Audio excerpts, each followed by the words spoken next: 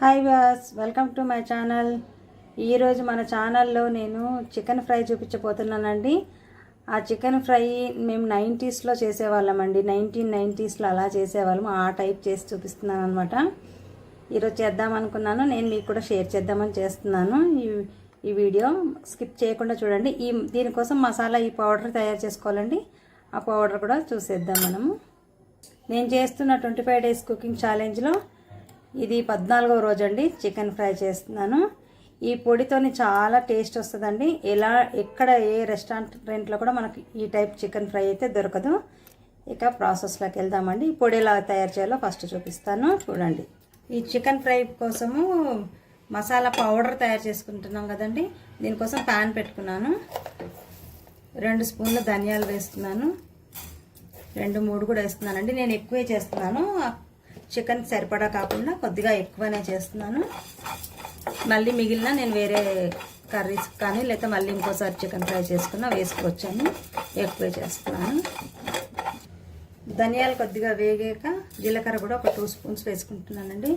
ఈ రెండింటిని మంచి అరోమా వచ్చే వరకు వేపుకోవాలి. వేగిపోయినాయండి ఈ రెండు. ఇక తీసేద్దాము. అదే పాన్లో ఎండుమిరపకాయలండి. ఎండుమిరపకాయలు కూడా నేను ఎక్కువే తీసుకున్నాను.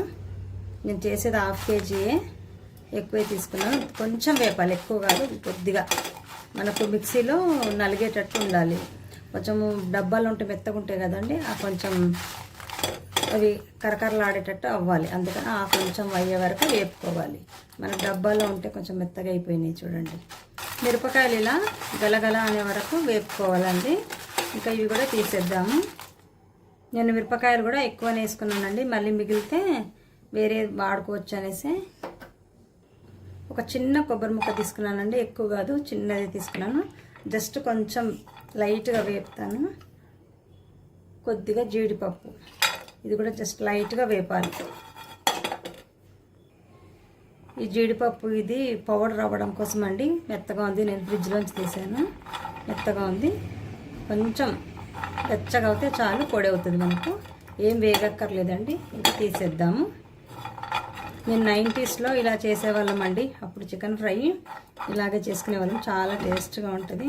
అప్పుడప్పుడు చేస్తాము ఇలా. ఇప్పుడు ఇంకా వేరే రకాలుగా కూడా చేస్తున్నాం కదా. ఇది బాగా నచ్చుతుందండి మా పిల్లలకు కూడా. ఇది బాగా చేసేవాళ్ళము. చాలా రోజులైంది, మళ్ళీ ఒకసారి చేసి మీకు కూడా చూపిద్దామని చేస్తున్నాను. ఇవి ఆపేస్తున్నానండి. ముందు మనం జీలకర్ర ధనియాలు ఇవి ఫస్ట్ గ్రైండ్ చేసుకోవాలి, తర్వాత ఇవి వేద్దాం. జీలకర్ర ధనియాలు మిరపకాయలు వేసేసుకున్నానండి. ఇవి ముందు గ్రైండ్ చేస్తాను. మరీ మెత్తగా కాకుండా కొంచెం బరకగానే ఉండాలి. ఇలా పట్టానండి బరకగా. ఇప్పుడు ఈ కొబ్బరి జీడిపప్పు కూడా వేసేసి ఇప్పుడు ఇంకా కొద్దిగా పేస్ట్ అది పొడి ఇంకా కొద్దిగా చేద్దాం. ఇప్పుడు చాలా బరకగా ఉందండి. ఇప్పుడు కొంచెం వీటితో పాటు చేస్తాను. ముందే ఎందుకు వేయలేదంటే ఇది ఒకవేళ పచ్చిగుంటే అవి సరిగ్గా నలగవు జీలకర్ర ధనియాలు అనేసి వేయలేదు. ఇలా పొడి చేసేసానండి. ఇక మనము కూర ఫ్రై ఎలా చేద్దామో చూసేద్దాము. ఇంత చాలండి, ఇంతకన్నా పొడిగా చేయకూడదు. ఇక కర్రీలోకి పొడి రెడీ చేసేసుకున్నాం కదండి. ఇక మనము ఫ్రై ఎలా చేయాలో చూసేద్దాము. నేను చికెన్ మంచిగా కడిగి తీసుకున్నానండి. 1/2 kg చికెన్ ఇది. ఇలాంటి తెల్ల గిన్నెలో వండుకుంటేనే బాగుంటుందండి ఈ టేస్ట్. ఈ చికెన్ కర్రీ ఫస్ట్ మనము ఇలాంటి తెల్ల గిన్నెలో వండుకోవాలి. మీ దగ్గర లేదనుకోండి కడాయిలోనే చేసుకోవచ్చు. నాన్ స్టిక్స్ కంటే ఇది బెస్ట్. ఇందులో అల్లం వెల్లుల్లి పేస్ట్ ఫ్రెష్గా అప్పుడే దంచుకున్నానండి. నేను అప్పటికప్పుడే దంచుకున్నాను. కొద్దిగా వేసానండి. నేను దాంట్లోకి వేయాల్సిన దానికన్నా కొద్దిగానే వేసాను, పూర్తిగా వేయలేదు. దానికి సరిపడా ఒకే ఒక పచ్చిమిరపకాయ అండి చీల్ చేస్తున్నాను. ఒక మీడియం సైజ్ ఉల్లిపాయ కట్ చేసుకున్నాను. కొన్ని వేస్తున్నాను ఉల్లిపాయలు. మనం తయారు చేసుకున్న పౌడర్ అండి. ఇది కూడా నేను కూరకు సరిపడా వేయట్లేదండి, సగం వేస్తున్నాను అంతే. మన కూరకు ఎంత సరిపోతే అంతకు సగమే వేస్తున్నాను. పసుపు అయితే మొత్తం వేసేస్తున్నాను, సరిపడా వేసేస్తున్నాను. ఈ గరం మసాలా పౌడరు ఇది కూడా ఇప్పుడు కొద్దిగా వేస్తున్నానండి, మళ్ళీ వేస్తాను.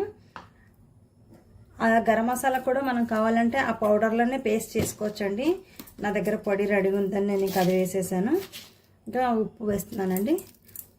ఉప్పు అయితే సరిపడా వేసేసుకోవచ్చండి. కొద్దిగా తక్కువ వేస్తున్నాను, లైట్గా పైన వేస్తాను మళ్ళీ. ఇదంతా బాగా కలిపేసుకోవాలండి. మనం ఇది కలుపుతుంటేనే మంచి స్మెల్ వస్తుందండి.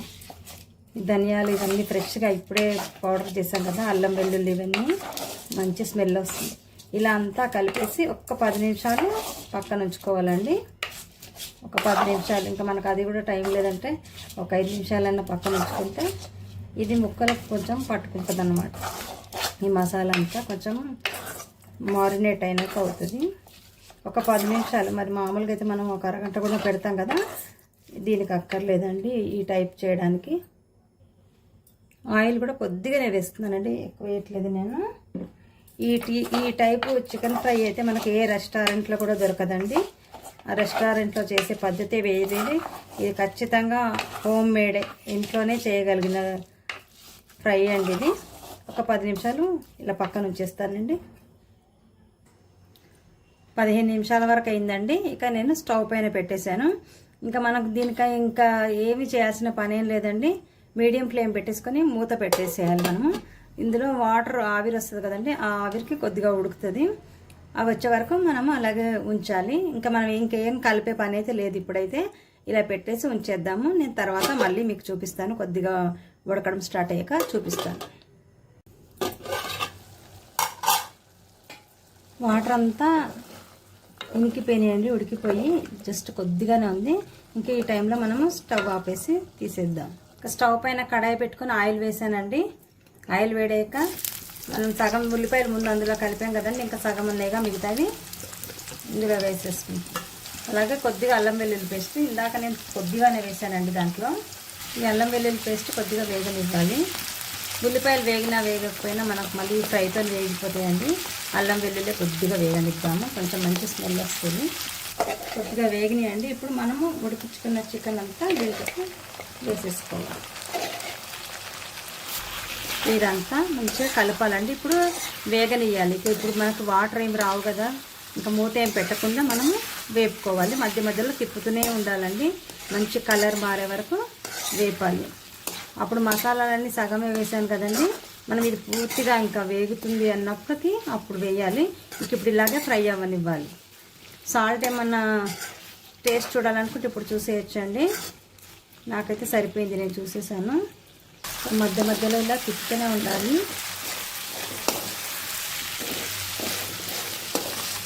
ఇలా అడుగంటినా కూడా ఇలా తీసుకుంటూ తిప్పుతూ ఉండాలండి. అప్పుడే కూరకు మంచి టేస్ట్ వస్తుంది. ఇంకా వేగాలి, ముక్క గట్టి పడాలి. ఇలా కొద్దిగా అడుగంటినా కూడా ఇలా మనం ఇలా గీరుతూ కలిపేయాలండి. ఇది ఇలా చేస్తేనే బాగా టేస్ట్గా ఉంటుంది కర్రీ. ఇందాక నేను నానబెట్టినప్పుడు సగం సగం వేసాను కదండి మసాలాలు, ఇప్పుడు వేసేసుకుందాం. గరం మసాలా నేను రెడీ చేసిన ధనియాలు, కారం, మిరపకాయల పొడి ఇదంతా ఇప్పుడు ఎంత కావాలో మనము అంతా వేసేసుకోవచ్చు. ఇంకా ఆల్మోస్ట్ అయిపోవచ్చిందండి. ఇవన్నీ కూడా వీటికి కోటింగ్ లాగా పట్టుకుంటుంది మంచిగా ముక్కలకి. అందుకని ఇప్పుడు రెండోసారి వేయడం అనమాట. కొబ్బరి, జీడిపప్పు ఇవన్నీ ఉన్నాయి కదా, ఇవన్నిటికీ ఇదిగోండి ఇట్లా కోటింగ్ లాగా పట్టేస్తుంది. మనం అన్నంలో కూడా కలుపుకొని తినడానికి వస్తుంది అనమాట ఈ గుజ్జు. ఇది పప్పుచారు, టమాటో రైస్తో కూడా నంచుకొని తినొచ్చండి. దీనికి ఉన్న గుజ్జు మనకు ముక్కకున్నది కలుపుకోవడానికి కూడా వస్తుంది. పప్పుచారు మళ్ళీ టమాటో రసంతో తింటే మాత్రం చాలా సూపర్గా ఉంటుందండి. మేము ముందు ఇలాగే చేసేవాళ్ళము, ఇప్పుడు కొంచెం నచ్చి వేరేగా చేస్తున్నాం. కానీ ఈ టైప్ అప్పుడప్పుడు చేసుకుంటాం అనమాట. మీకు కూడా చూపిద్దాం, షేర్ చేద్దామని చేశాను. ఇంకా ఇలా ఎదుకోండి, అస్సలు మనకు అడిగంటింది కూడా ఏమీ లేదు చూడండి, అంతా ముక్కలకు పట్టేసింది. ఇలా ఒక 2 మినిట్స్ నుంచి తీసేద్దాను. ఇంకా వేగిందండి, బాగా వేగిపోయింది. ముక్క కూడా గట్టిగా ఉంటుంది. మనం తిన్నా ఉంటే టేస్ట్గా అనిపిస్తుంది మనం తింటూ ఉంటే. ఒక 2-3 నిమిషాలు ఉంచుతాను. ఇంకా ఇలాగా ఇంకా వేగిపోయిందండి. మనం వేసిన ఆయిల్ కూడా ఎక్కడా లేదు చూడండి, అంతా ముక్కలకే పట్టేసింది మసాలా ఆయిల్ అంతా కూడా. లాస్ట్కు కొత్తిమీర జల్లేద్దామండి. ఇంకా ఈ టైప్ అయితే చికెన్ ఫ్రై మనం ఇంట్లోనే చేయగలమండి, ఎక్కడా దొరకదు బయట. ఇంకా స్టవ్ ఆపేస్తున్నానండి, అయిపోయింది. ఎంత టేస్టీ చికెన్ ఫ్రై అయితే రెడీ అయిపోయిందండి.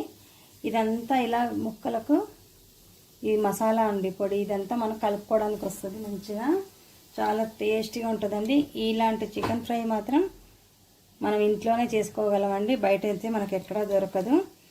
ఈ రెసిపీ మీరు కూడా ట్రై చేసి మీకు ఎలా వచ్చిందో నాకు కామెంట్ సెక్షన్లో చెప్పండి. తప్పకుండా ట్రై చేయండి. ఇది అన్నంతోనే కాదండి, మనం ఊరికే కూడా తినేయచ్చు, అంత టేస్టీగా ఉంటుంది కర్రీ. ఊరికే కూడా పీసెస్ తినేయచ్చు, చాలా బాగుంటుంది. మీరు కూడా ట్రై చేసి మీకు ఎలా వచ్చిందో నాకు కామెంట్ సెక్షన్లో చెప్పండి. మీరు కామెంట్ సెక్షన్లో చెప్పి నాకు ఒక లైక్ ఇవ్వండి. మీ లైక్తో నాకు ఎంకరేజ్మెంట్గా ఉంటుంది. నెక్స్ట్ వీడియోలో కలుద్దామండి. బాయ్.